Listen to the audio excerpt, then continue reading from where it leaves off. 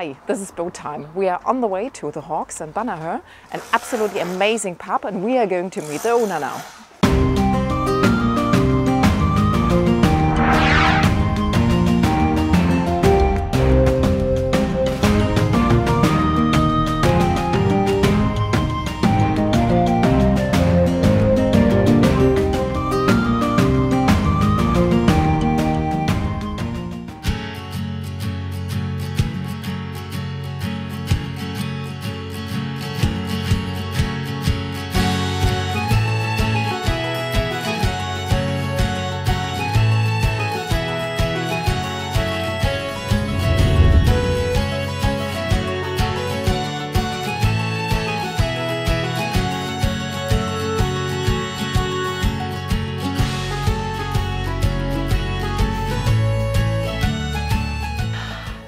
Hi Joe. Hi. It's so nice to meet you here in your pub, and it would be so amazing if you can tell us something about this pub, the history maybe. It's a family business, yeah?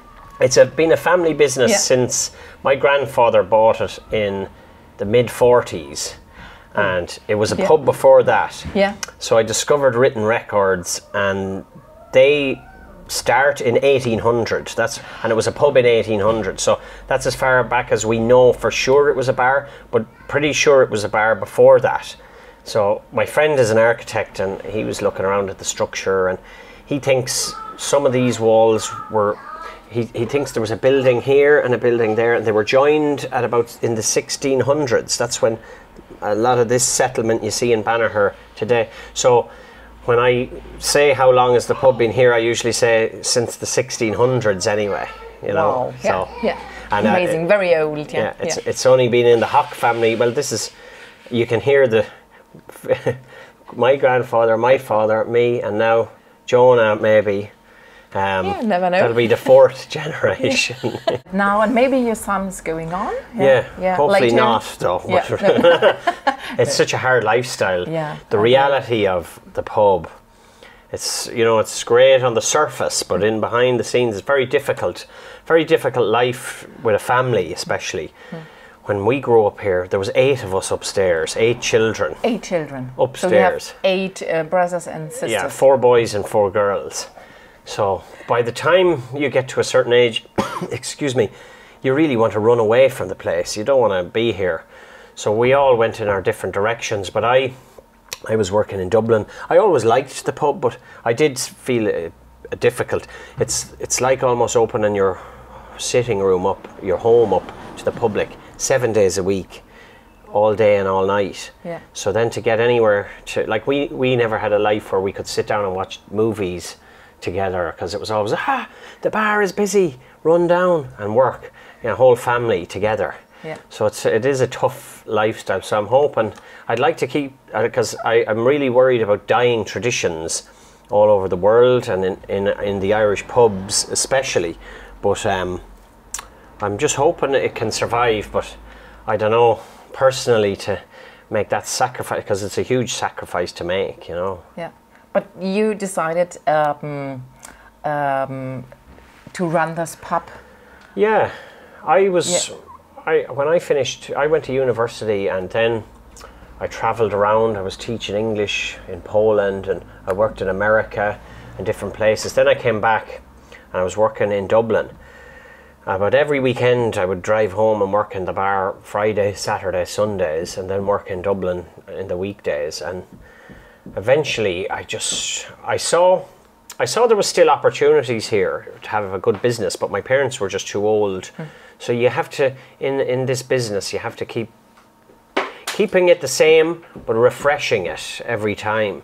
So to stay the same, but to add differences.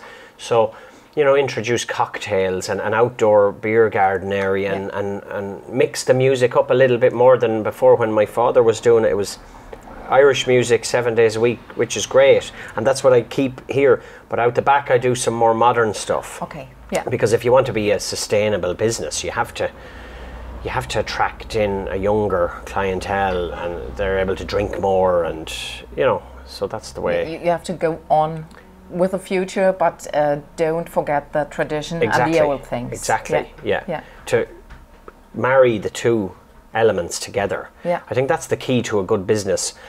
You retain your history and your story and your identity, but then you add little touches to it along the way, you know. So that's and that's why we like this pub. It's still a singing pub in the evening, and with traditional Irish music, and I think a lot of tourists are coming in, isn't it? Now, actually, since COVID, we used to have a lot of Germans and Swiss and Dutch on the river, but that number has gone. The river traffic has gone down a lot in the last few years, especially since COVID.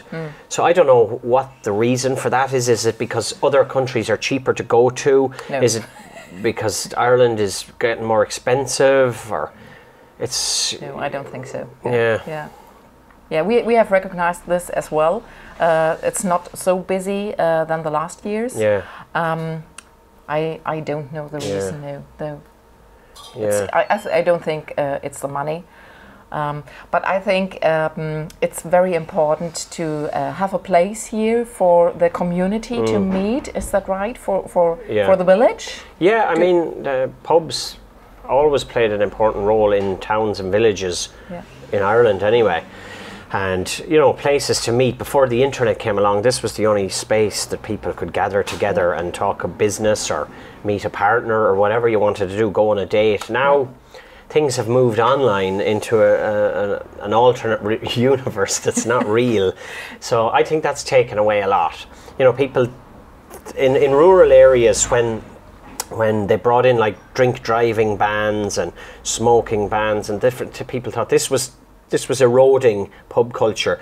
But I think the real one, the worst for the pub culture was the internet, really, and people then didn't have to leave their sitting room. They could stay at home and they could go on Tinder, or they could go on Facebook, or they could conduct business online without having to meet people face to face, to the detriment probably of society. It's not really a good thing for us. But don't you think it's going back again to meet the people in person and to talk to them in person? I have the feeling it's going backwards. I'm sure people are social and we have that in our DNA. Yeah. But it's not easy. I mean, for this fireplace, for example, humans have been gathering beside fires since humans appeared, since they learned fire. And this is how languages were created, and stories and culture came out of people gathering around a fireplace. And now, maybe in another few years, with the way they talk about climate change, they're going to stop us burning our turf. All new houses in Ireland are not allowed to have a fireplace, so no fireplace. So it's removing something very primordial in our DNA, you know, to gather at a fireplace. Yeah. So when you take these things away, you close off these spaces to people, and it disappears. And people aren't drinking as much. People, when I was going to college in the 90s, I remember hearing a guy going, "I'm going to the gym," and I said, "Why would you go to a gym? Why?" I couldn't understand it. Nowadays, everyone goes to a gym, and everyone eats their healthy food, and all active lifestyles. And alcohol is, you know, not on the younger people. They don't drink as then that they come out once for a big party, but the thing of regularly coming out, that's going away. So every evening, or every evening, like that. The older generation used to come in and meet and have a few beers. And, excuse the noise of the building. We're renovating again. We're putting a new roof on the building to hopefully it'll survive another few hundred years. Hopefully. Yeah.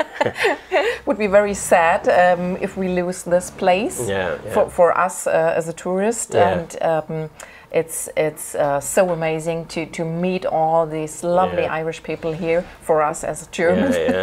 So I suppose it's for you. It's having some kind of a permanence. I do that as well when I go to another country, and if a place is still there that I remember from 20, 30 years ago, it's great to see, because life is so finite and things disappear, and to have something to anchor yourself to is a great it's a great way of balancing yourself in life, I feel, you know. I think it's very important, and it's very important to have a place to meet in person and to have just a chat, funny, to have some fun, enjoy yourself, and so on.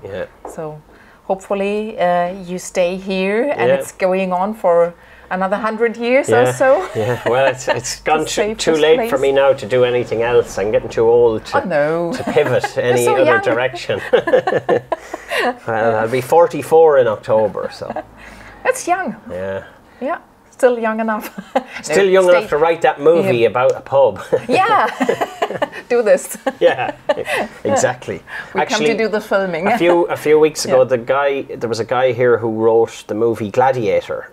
He's a Hollywood screenwriter. And he was here in the pub. He was here, He wrote Gladiator. He wrote that line, I am Maximus Decimus Meridius, commander of the armies of the north. You know that famous line? He wrote that line. Any given Sunday. Skyfall. He's writing the new Michael Jackson movie now, so I was telling him, here, we need to collaborate on a movie about a rural Irish pub. He said, sure, call me. Well, maybe, you never know. You never know. You never know. You never know. Earlier you talked about this as a family business, and when we came here last year and this year as well, we saw your father. And he was singing before when this Irish music came up. And is he still doing this? Yeah, he still sings. Now great. they started. My father and his sisters started music here in the pub in the '60s. So they had a piano upstairs and they brought it down, and that it started at the same time as maybe the river opened, and they used to sing here every night, 7 nights a week. But fuck, sorry. Yes. Yeah. They would sing here 7 nights a week, but now that I'm doing different music, they don't sing as much. And since COVID happened, my auntie doesn't play the piano here anymore. Okay. And she used to. I remember you could have brilliant musicians playing, and then she would come in at about 10:30, and all the tourists and all the locals would start cheering for, it was like a celebrity coming in, and she'd start playing the piano and everyone, and she'd play all these songs. But she was a teacher up the town all her life, but she also has a pub on the canal, which is called the Canal Bar, and it's like our sister pub.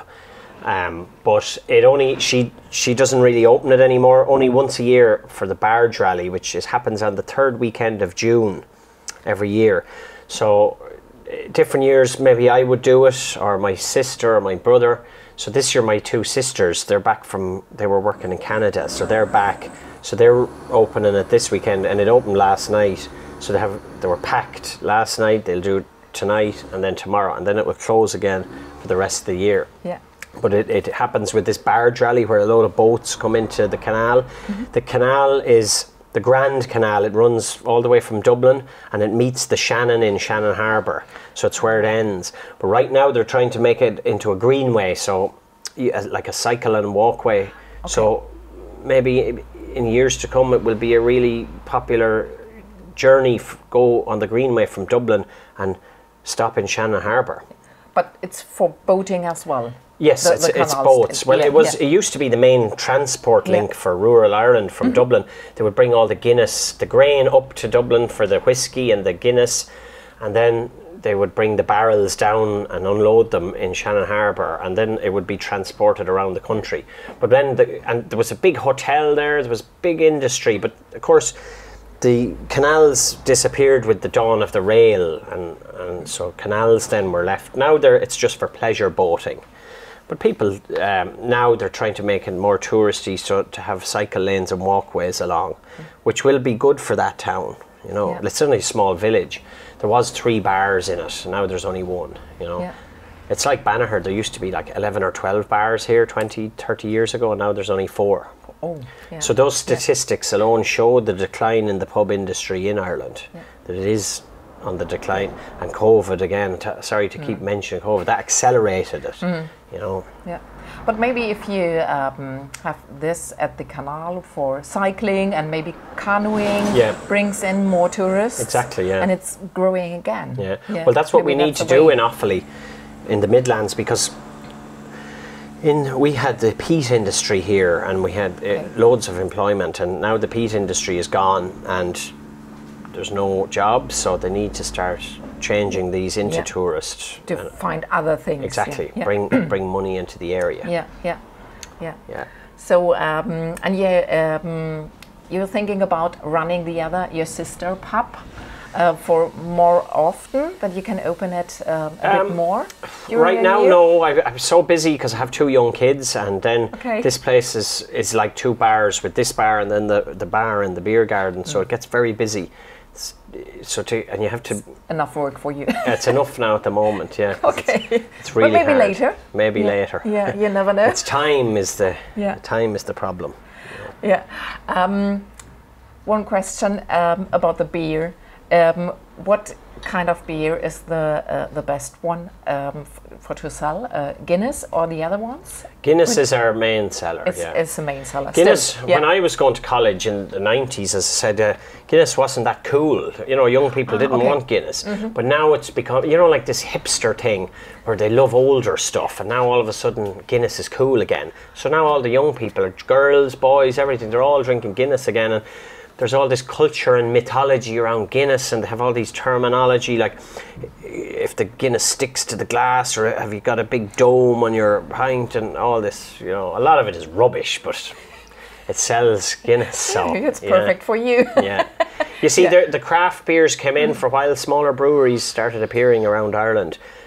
They're, you know, more hoppy taste, stronger, and it went well for a while, but at the end of the day, people, when they're out, they just want something easy, you know. It's not like wine taste, and when you're out in a bar, it's okay to have 1 or 2 where you like the taste, but colder beers with more neutral flavours seem to be more popular now, you know. I'm sure the Guinness recipe today is not the same drink as it was in the 60s. I'm sure if you were able to have a time machine and have a pint for today and a pint in the, because all the system has changed, you know, cooling and gas and everything. So it's all changing. Everything is changing.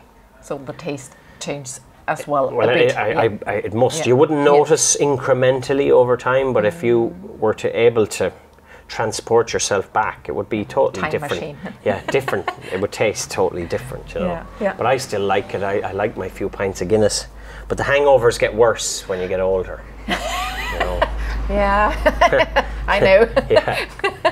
And if you throw a few whiskies in on top of a few pints of Guinness, then the next day is can't do anything. Hide, you know. But the Shannon is only down there, and that's the best hangover cure. Just jump into cold water. And it's a great cure. To get a fresh head. Exactly. Exactly. The headache away. So that's perfect. Okay. You have so many old pictures here in this pub and old stuff. And do you have, or your father or your grandfather collected this, or? Some of this just happened. Some of the stuff, like you can see, this is a Bavarian thing, isn't it? You know, tourists come, an old boxing glove, that was my father's. Then, different thing. My mother then came to Banagher in the 70s. She's an art teacher. She was born in Kenya, actually. She lived there till she was 12, and then she moved back to Cork, and my grandfather was a professor in UCC, in the university. He was a zoologist, so that's why they were in Africa for so long. So then she studied art in Paris and all these places, then got a job teaching art in the school here. So she came, my parents met, they got married, so she started doing portraits of local people and hanging them up on the walls. Like there's one up here and all over the pub as her artwork. So she would have added a lot of the artistic flair that you see, the mood lighting, the red lights and the red curtains, and she would have picked the colours back in the 70s, and the colours are still the same today. She planted the grapevine that's outside, that's famous now. Now we don't have the climate to get grapes, but when it's warm, like we get little grapes that size, but she planted that outside, and that's kind of the iconic when you see the picture of the pub and you see the grapevine across it. Lovely, So, and then the other stuff are photos of people who, like pictures of my grandfather and relations. You know, there's so much stuff here. You know, and there's a shed full of stuff as well out the back. And that's the pub. The artifact. That's the spirit. The pub is it's not a museum piece representation of Irish pubology. It's more, it is the real thing, you know. That's the that's the uniqueness, and there's a great atmosphere here for some reason. Some places you go to, there's no atmosphere, but the atmosphere is I think it's well, you can open the front doors there, Rebecca. Yes. It's because of the light and the old chairs and tables, and that's not too new. It's I think that's the atmosphere of this pub, and the color, at the walls as well. Exactly. And that's a bit dark. We like it. You know, a friend of this, an architect, said once, you should knock the back wall and let in light. And I said, the last thing I want is light when I'm drinking. I want to be in the dark. I don't want people to see me. You know? To see your eyes after drinking. You know, when you drink all day and it's still bright, when you go outside, you feel like a vampire. So you don't want light. Light and alcohol don't mix. Dark rooms, a dark room and a bottle of whiskey. No windows. The best. Just drink it. Collapse. Like the start of Apocalypse Now. You know that movie where Martin Sheen is at the start and he's there and he punches the mirror, and then he looks out the window and he goes, shit, Saigon. It's like he remembered he was out in Saigon. We really like it. It's amazing. So thank you, Gerald. Thanks a lot for everything, for having us and for this chat, and wish you all the best. And what I recognized is you talked about your family, and I think everybody disappeared at one time to another country, to everywhere else, but everybody came back to this pub. So that's a magnet. A magnet. A big point in your family life, I think. It's a good place to have to host parties or birthdays or whatever. Everyone can come back, you know. So it's nice to have it still. To have a magnet, a point in your life and your family. We always can go. Exactly. It's for us as well. So thank you so much a million. for everything. Thanks, Okay. So bye. See you next year. The Queen, she came to call him. She wanted to put it on. You see the double and views, and there's the dirty over booze, and there's the red and get the two. 1, 2, 3, marching from the little town. It's like